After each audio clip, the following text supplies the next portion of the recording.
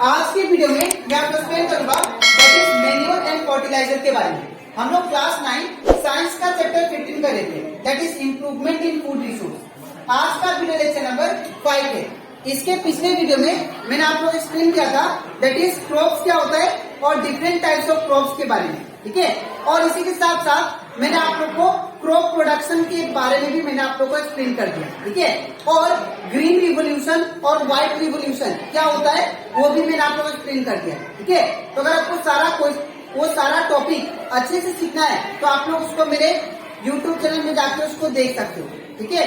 इसी के साथ साथ अभी तक मैंने क्लास 9 साइंस का chapter 1, chapter 2, chapter 3 and chapter that is 8, chapter 9, chapter 10, chapter 11 and chapter 12, ठीक है। इन सभी चैप्टर का जितना भी टॉपिक था मैंने आप लोगों को हर एक टॉपिक मैंने आप लोग को डिटेल में एक्सप्लेन किया है, ठीक है। तो अगर आपको सारा टॉपिक अच्छे से सीखना है तो आप लोग उसको मेरे YouTube चैनल में जाकर उसको देख सकते हो, ठीक है। इसी के साथ साथ मैंने आप लोग को चैप्टर 8, 9, 10 और 11 और 12 का जितना भी न्यूमेरिकल क्वेश्चन था एनसीईआरटी के इनसाइड और एक्सरसाइज में वो भी सारा मैंने आप लोगों को एक्सप्लेन कर दिया है, ठीक है। तो अगर आपको सारा क्वेश्चन अच्छे से सीखना है तो आप लोग उसको मेरे YouTube चैनल में जाके उसको देख सकते हो, ठीक है। मैंने हर एक चैप्टर को प्लेलिस्ट बना के अपलोड कर दिया, ठीक है। तो स्टार्ट करता है क्लास। यहाँ पे हम लोग सबसे पहले बात करेंगे मैन्योर के बारे में। सबसे पहले ये बात करेंगे कि मैन्योर और फर्टिलाइजर, जो मैन्योर और फर्टिलाइजर है ये होता क्या है और इसका पर्पस क्या है हमारे क्रॉप प्रोडक्शन से रिलेटेड, ठीक है। तो यहाँ पे अगर हम लोग बात करें मैन्योर और फर्टिलाइजर में तो यहाँ पे मैन्योर और फर्टिलाइजर एक टाइप का बोल सकते हैं न्यूट्रिएंट से। और हम लोग जानते हैं लिविंग ऑर्गेनिज्म जितना भी इस अर्थ पे जितना भी लिविंग ऑर्गेनिज्म है सबको ग्रोथ करने के लिए न्यूट्रिएंट्स चाहिए, ठीक है। विदाउट न्यूट्रिएंट्स वो अपना बॉडी का ग्रोथ और डेवलपमेंट नहीं कर सकते, ठीक है। इसीलिए प्लांट्स को या क्रॉप्स को ग्रोथ करने के लिए न्यूट्रिएंट्स चाहिए होता है, ठीक है। और वो न्यूट्रिएंट्स कौन प्रोवाइड करता है? मैन्योर और फर्टिलाइजर, ठीक है। To increase the yield the soil can enrich by supplying nutrients in the form of manure and fertiliser. अगर कोई भी सॉइल में अगर सॉइल फर्टाइल होगा तो आपका क्रॉप प्रोडक्शन अच्छा होगा और अगर सॉइल इनफर्टाइल होगा तो आपका क्रॉप प्रोडक्शन अच्छा नहीं होगा, ठीक है। तो सॉइल को फर्टाइल करने के लिए हम लोग क्या ऐड करते हैं? मैन्योर ऐड करते हैं या तो फर्टिलाइजर ऐड करते हैं, ठीक है। तो ताकि हम लोग का क्रॉप का प्रोडक्शन अच्छा हो तो हम लोग क्या यूज करेंगे? मैन्योर फर्टिलाइजर, ठीक है। इसलिए हम लोग मैन्योर और फर्टिलाइजर यूज करते हैं, ठीक है। अब हम लोग पढ़ते हैं एक एक करके, पहले मैन्योर के बारे में, उसके बाद फर्टिलाइजर पढ़ाऊंगा, ठीक है। तो मैन्योर क्या होता है? Manure is a source of organic matter.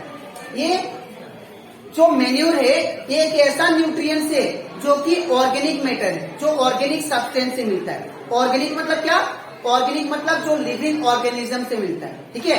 जो लिविंग ऑर्गेनिज्म से मिले उसको हम लोग क्या बोलते हैं? Organic matter. जैसे कि एग्जांपल काउडंग जो गोबर होता है, ठीक है। काउडंग वो कौन प्रोवाइड करता है? काउ प्रोवाइड करता है, ठीक है। तो ये वो जो काउडंग है वो एक टाइप का इम्पोर्टेंट न्यूट्रिएंट्स हो गया, ठीक है, सॉइल के लिए। इवन काउडंग के बाद में और एक जैसे कि प्लांट्स का जो पील्स होता है, सॉरी प्लांट्स का नहीं वेजिटेबल्स का, जो वेजिटेबल्स हम लोग काटते हैं उसका जो पील्स निकलता है, छिलका निकलता है, जो उसको एक जगह इकट्ठा करके, ठीक है, उसका भी हम लोग मैन्योर बना सकते हैं, ठीक है। उसका भी हम लोग मैन्योर बना सकते हैं और वो मैन्योर को यूटिलाइज कर सकते हैं सॉइल में, ठीक है। वो क्या करेगा? न्यूट्रिएंट्स प्रोवाइड करेगा, ठीक है। इवन कुछ हम लोग वेस्ट मटेरियल जो होता है, जो वेजिटेबल वेस्ट होता है, उसको कलेक्ट करके उसको क्या करते हैं? डिकम्पोज करते हैं और डिकम्पोज करने के बाद में वो यूटिलाइज होता है किसमें? सॉइल में, ठीक है। तो फिर आता भी यहाँ पे कुछ पॉइंट्स लिखा मैन्योर के बारे में, वो आप लोग याद रखिएगा, ठीक है। पहला चीज, manure is a source of organic matter. ये ऑर्गेनिक सब्सटेंस से मिलता है, ठीक है। ये हार्मफुल नहीं होता है सॉइल। ये जो मैन्योर है हमारे क्रॉप्स के लिए हार्मफुल नहीं होता है। ये केमिकल प्रोडक्ट नहीं है, ये ऑर्गेनिक है, क्योंकि वो plant that is living organism से मिलता है, प्लांट्स और एनिमल से मिलता है, ठीक है। तो इसीलिए ये हार्मफुल नहीं है क्रॉप्स के लिए, ठीक है। दूसरा, it supply small quantity of nutrients to the soil. लेकिन याद रखिएगा जो मेन्यूर है ये स्मॉल क्वांटिटी में न्यूट्रिएंट्स प्रोवाइड करता है, जैसे कि फॉस्फोरस, नाइट्रोजन, आयरन, ये सब मटेरियल चाहिए होता है ना प्लांट्स को, ठीक है, ये सब न्यूट्रिएंट्स चाहिए होता है, तो ये थोड़ा स्मॉल क्वांटिटी में पहुंचाता है, ठीक है। प्लांट्स को ये सारा न्यूट्रिशन प्रोवाइड करेगा लेकिन स्मॉल क्वांटिटी में, ठीक है। नेक्स्ट है it is prepared by decomposition of animal excreta and plant waste. ये प्लांट वेस्ट और एनिमल का जो एक्सक्रीट प्रोडक्ट होता है उसमें से उसको यूज करके बनाते हैं, ठीक है, उसको सड़ाते हैं, उसको डिकम्पोज करते हैं, उसके बाद सॉइल में यूटिलाइज करते हैं, ठीक है।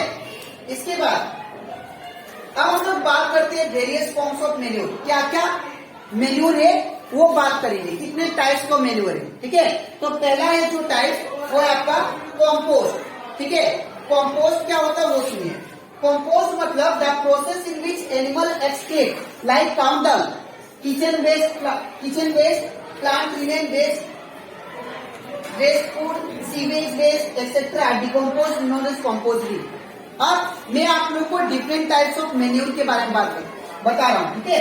पहला आता है कॉम्पोस्ट। कॉम्पोस्ट मतलब जो प्लांट का वेस्ट निकले, ठीक है, जो किचन का वेस्ट निकलता है, ठीक है, और एनिमल का जो वेस्ट निकलता है, इन सभी चीज को डिकम्पोज करके सॉइल में जो यूज होता है, फार्मिंग में जो यूज होता है, उसको हम लोग क्या बोलते हैं, कॉम्पोस्ट मेन्यूर, ठीक है। इसके बाद आता है वर्मी कॉम्पोस्ट। वर्मी कॉम्पोस्ट किसको बोलते हैं, वर्मी कॉम्पोस्ट वो कॉम्पोस्ट है प्रिपेयर्ड बाय यूजिंग अर्थवर्म, जैसे कि जो अर्थवर्म को यूज करके, ठीक है, चाहे वो एनिमल्स का वेस्ट प्रोडक्ट हो, चाहे प्लांट्स का, चाहे आपका किचन का वेस्ट हो, जब हम लोग अर्थवर्म को लेके उसको डिकम्पोज करते हैं तो उसको हम लोग क्या बोलते हैं, वर्मी कॉम्पोस्ट। मैं फिर से बता रहा हूँ, ये मान लीजिए आपका किचन वेस्ट, ये मान लीजिए काउडंग, ठीक है, और ये मान लीजिए प्लांट वेस्ट। इन तीनों चीज को अगर हम लोग earthworm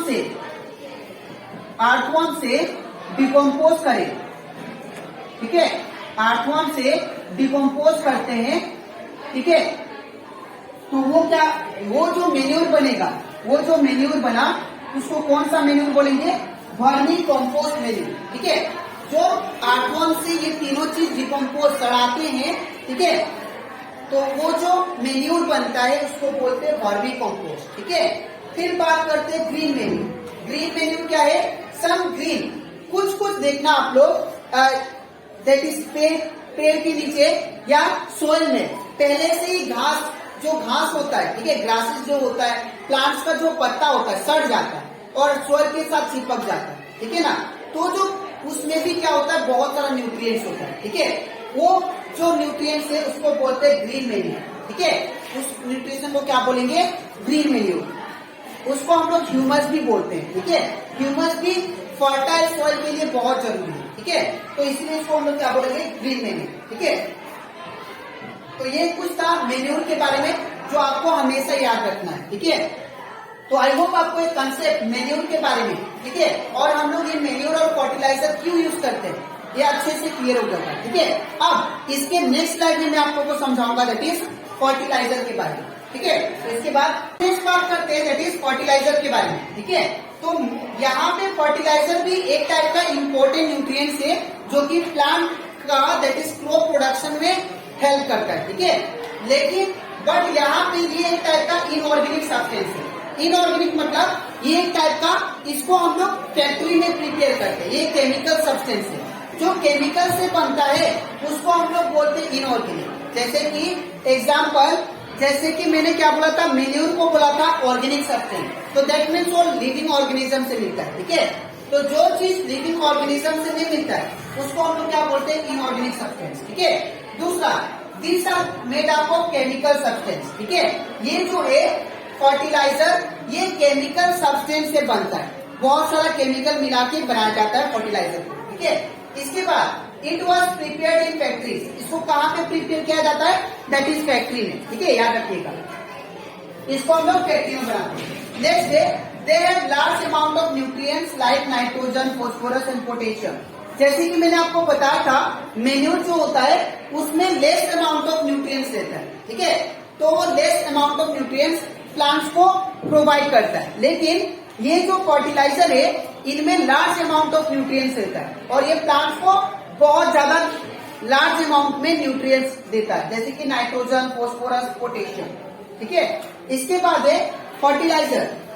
fertiliser are easily absorb by the plants since they are soluble in water. ये जो फर्टिलाइजर है प्लांट्स इजिली एब्जॉर्ब कर लेते हैं।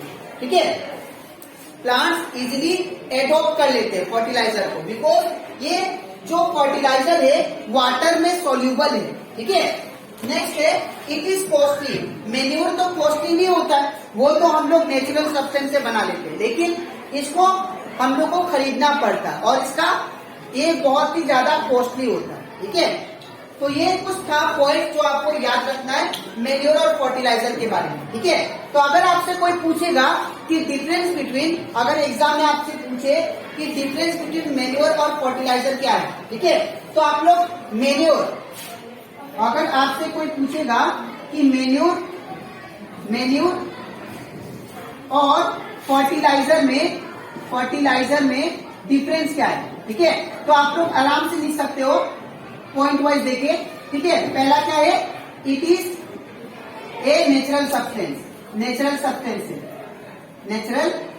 सब्सटेंस। ठीक है, और दूसरा क्या, फर्टिलाइजर निकाल दोगे तो फर्टिलाइजर क्या है, it is a chemical substance. ठीक है, अब इतना करने के बाद फिर आपको क्या लिख सकते हो इसके बारे में, जो मेन्योर होता है ये लेस अमाउंट में न्यूट्रिएंट्स प्रोवाइड करता है क्रॉप्स को। ठीक है, तो इट प्रोवाइड